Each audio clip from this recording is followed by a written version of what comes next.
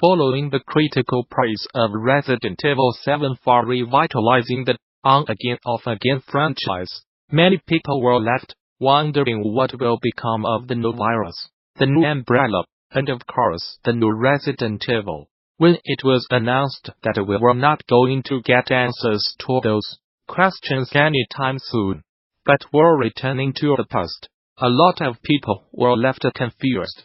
With Resident Evil 2 back again in the public eye, we once again have a horror franchise being dropped into the modern era, with some baggage along for the ride.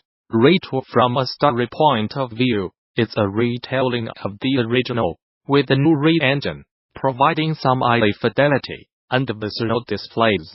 As before, you can play as either Leon Kennedy, a Claire Redfield, as they are stuck in Raccoon City, following an outbreak of the G-virus. You are free to pick either character to start playing, and there is a second playthrough unlocked.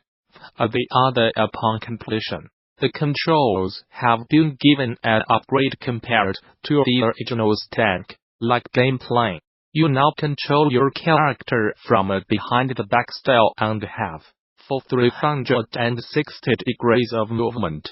Aiming is now done over the shoulder, like in Redfield. And 6. If you were hoping for a first-person system, like in RA 7 that is not available without mods, with that said, the game features the same manually as RA 7. The main reason to return to Raccoon City, however, is the gameplay, as Capcom has completely rebuilt the game from top to bottom. Retool may have the same story as the original version, but everything else is different.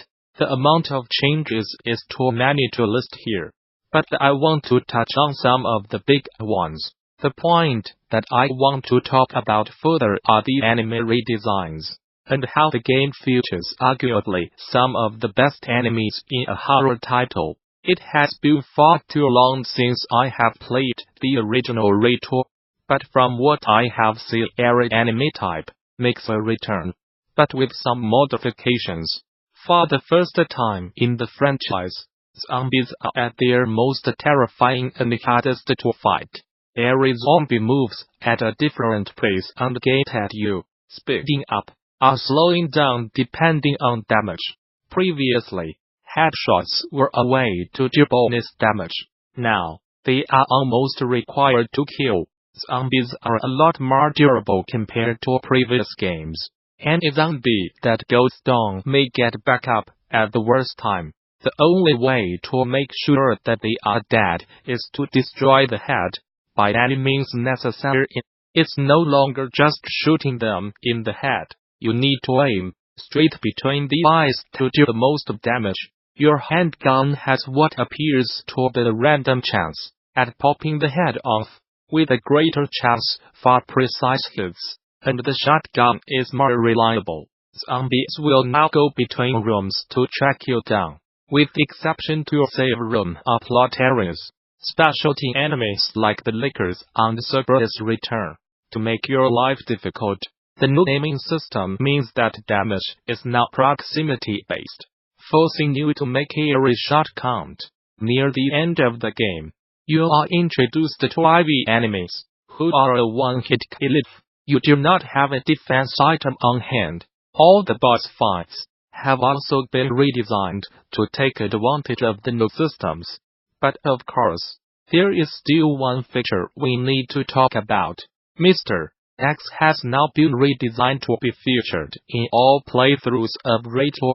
After a certain event, Mr. X will stalk you throughout the police station, with threats of punches and slams, similar to the Xenomorph available in Isolation. He will actively track you at specific parts of the game, and seems to know where you generally are at all times. You cannot kill him with any weapon, but you can slow him down. The idea of Mr. X being an alpha antagonist is perhaps the most talked about part of Retool, and I have more thoughts about it here. With that said, however, he does represent one of the issues I have with Retool and how it sometimes feels more like a haunted house. than a horror game. Resident Evil 2 is perhaps one of the best horror games I have played. When it comes to sustaining horror throughout a play, this is thanks to the overall threat levels of the various enemy types. On a casual play, each run of the game should be around 4 hours, when you do not know what you are doing. The problem that Resident Evil 2 has is that most of this fear comes from scripted events, instead of emergent gameplay. One of the best parts of viewing in isolation was how the xenomorph was always an active threat once introduced. It added unpredictability to the game, and helped give it that horror feel. Resident Evil 2 relies too much in my opinion on scripting enemy spawns and encounters, making it very easy to break the game once you know what you are doing. Specific events will always trigger enemies to become active or appear in one's peaceful sections. There is no ring here. When you do X, it will always spawn enemy Y.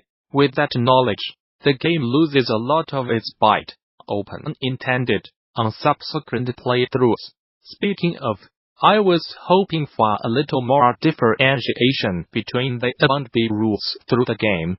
The B rules keep the same bosses and puzzles, but mixes up item placements and puzzle solutions. The actual layouts of the police station, sewers, and lab were all well done and provide multiple routes for the player to figure out. I honestly think that the game could have used a random mode to shuffle more things out to test people.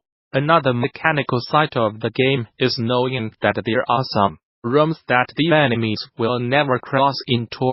This can lead to some unintentional hilarity of Mr. X doing his best to give it to you, but stuck by an invisible wall. Even though Resident Evil 2 is based on survival horror, it still feels very much like an action horror game. The Resident Evil franchise has had an identity crisis since Resident Evil 4. You had fans wanting to go back to the slower pace of the originals, and those liking the combat-heavy later entries. Resident Evil 7 tried to bring things back to the adventure game roots of the franchise, but still felt action-heavy. With Resident Evil 2, you are still going to be fighting a lot of enemies and bosses with brute force. I do really like the positional damage, and how it can be used for advanced tactics. But despite being a horror game, your body count is going to be really high. This is further seen in the game's bonus modes that are all action-heavy fights with crowds of enemies at a time. Half the challenge of the game is knowing where enemies are going to appear and saving the right weapon or item for the job. The boss fights to me felt like the weakest parts of the game. Without spoiling things, each boss is more about dodging and attacking critical points than it is about survival. You will either be almost starved to the point where you cannot kill them, or a walking armory who can blast them down without much effort. With all that said, Resident Evil 2 is an amazing remake, and between it and 7, Capcom seems to be on a horror wing.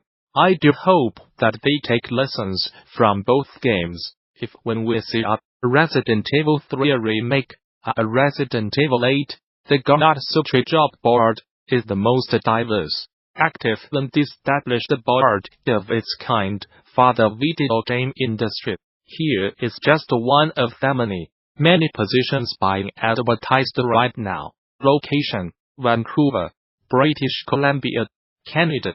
Build amazing experiences in Halo Infinite.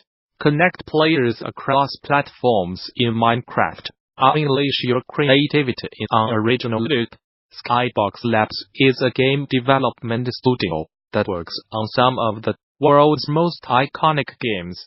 We are a co-developer on Halo Infinite, and are also working on projects in the Minecraft universe, and on unannounced original titles. As one of Vancouver's fastest growing game studios, since our inception in 2011, Skybox Labs has evolved from a group of 8 people developing independent projects to a team of over 140 engineers, artists, designers, producers, and more.